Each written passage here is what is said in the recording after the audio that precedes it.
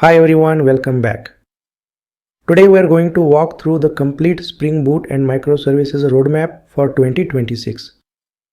If your goal is to become an industry-ready backend or microservices engineer, this roadmap will give you the exact steps, concepts and technologies you must master. Everything you hear now flows in the same structure as the roadmap diagram. We'll begin with the Java fundamentals.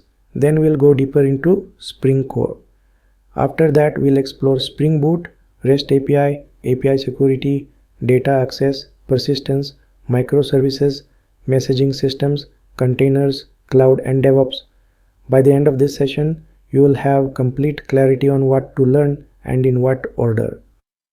Let's begin.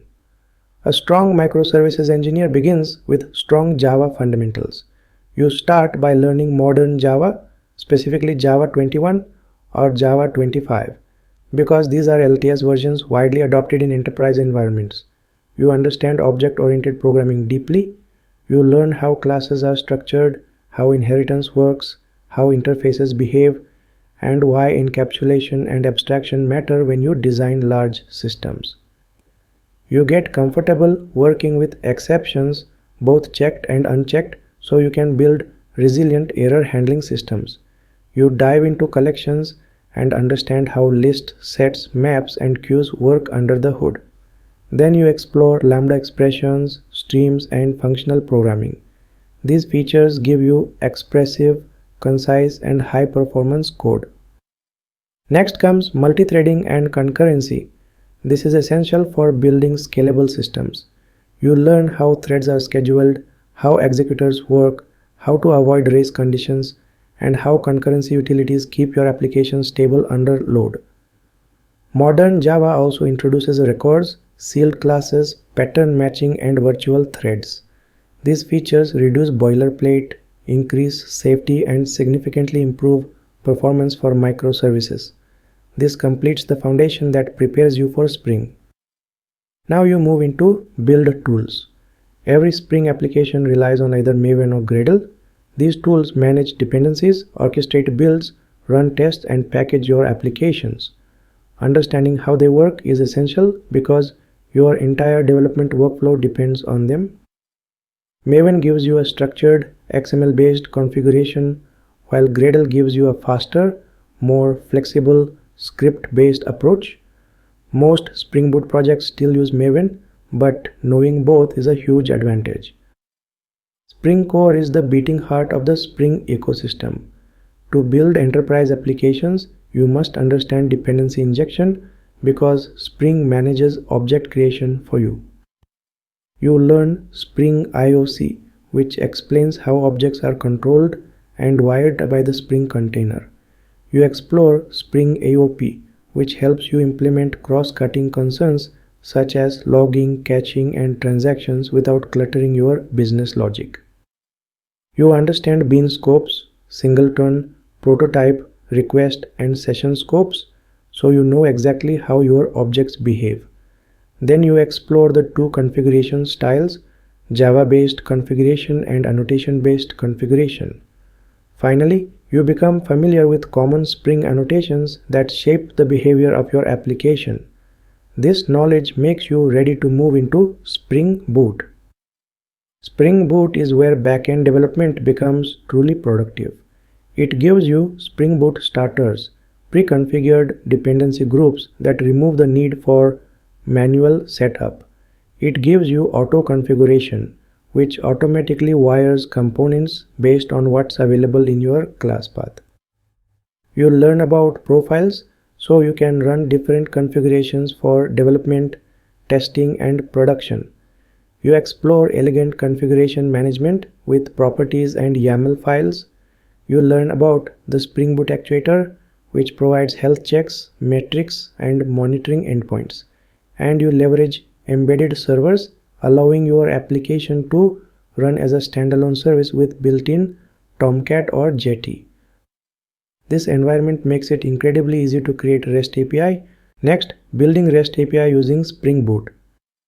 You begin by learning how to structure controllers and endpoints. You understand REST API best practices such as consistent naming, versioning, and clean response formats. You apply Java Bean validation to ensure that incoming data is safe and correct. You learn exception handling using controller advice and custom error formats. You version your APIs so they remain backward compatible as your project grows. You create request and response DTO classes to separate internal models from external communication. You handle file upload and download for document-based workflows. And you implement pagination, sorting, and filtering so your APIs scale efficiently for large datasets. Next, securing REST API. Security is not optional. Spring Security provides a powerful framework for implementing authentication and authorization. You learn how to secure endpoints, validate tokens, and restrict access based on roles and permissions. JWT becomes an essential part of your toolkit, giving you stateless authentication ideal for microservices. This ensures your APIs are safe, trustworthy, and production ready. Next, you work on data access. Spring Data JPA with Hibernate simplifies your database interaction. You map Java objects to relational tables, write repository interfaces, and generate queries automatically. You handle entity relationships, lazy loading, performance optimization, and transactional boundaries. This is where your backend begins to interact meaningfully with real data. Now you go deeper into persistence. You learn relational databases such as MySQL and PostgreSQL, both widely used in enterprise systems. You understand schema design, indexing, joins, constraints, and acidity properties. You also learn NoSQL databases such as MongoDB and Cassandra, ideal for large-scale, distributed or unstructured data. Redis becomes important for caching and high-speed session storage, and test containers allows you to test your database logic using real containers during development. Modern systems often need to call other services. Spring gives you two powerful clients for this: REST client, which is synchronous and fluent, and web client, which is non-blocking and reactive, perfect for high-performance microservices. Mastering both gives you flexibility in how your services communicate. Testing is how you become a professional engineer. You start with unit testing using JUnit. You use Mockito to create mocks and isolate units of logic. You write integration tests to validate end-to-end flows. You use test containers to spin up real databases during test. Mockamuthi and Web Test Client help you test controllers without fully starting the server. Annotations like @SpringBoot and @DataJParTest provide test-specific context that mirror production behavior. This discipline ensures your application is robust, maintainable, and production safe. Now you are ready for microservices. Spring Cloud provides everything you need to build distributed systems. You learn Spring Cloud Config Server for centralized configuration. You use Spring Cloud Gateway as an API gateway for routing and filtering requests.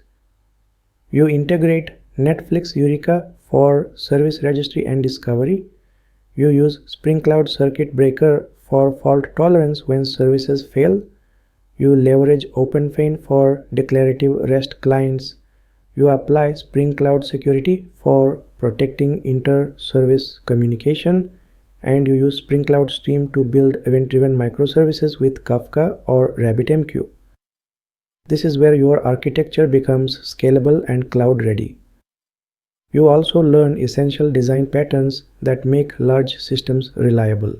The Saga pattern handles distributed transactions.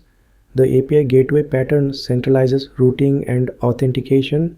The database per service pattern isolates data across microservices. Event sourcing captures every change as an event. CQRS separates read and write operations for performance. These patterns are used by real companies building real distributed platforms. Microservices communicate asynchronously using message brokers. Kafka is used for streaming high-volume real-time data. RabbitMQ is used for reliable message delivery and queue-based workflows. Learning these technologies prepares you for large-scale architectures found in fintech, e-commerce, and cloud-native companies. Next comes containerization and cloud deployment. Docker allows you to package your service in a lightweight container. Kubernetes orchestrates and scales those containers in production environments. You also learn cloud platforms such as AWS, Azure, or Google Cloud. Each platform provides compute, storage, networking, and managed services that support microservices in real-world deployments. These skills make you highly employable. Finally, you learn DevOps and observability. CI/CD pipelines automate your builds, tests, and deployments.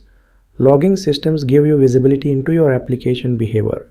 Metrics help you measure performance and detect issues early.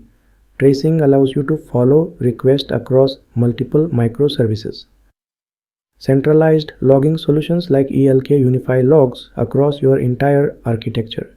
This is essential for debugging and maintaining distributed systems. And that completes the Spring Boot and Microservices roadmap for 2026. You start with strong Java fundamentals. You master Spring Core and Spring Boot. You build secure production-grade RESTful web services. You understand persistence and databases. You become confident with testing.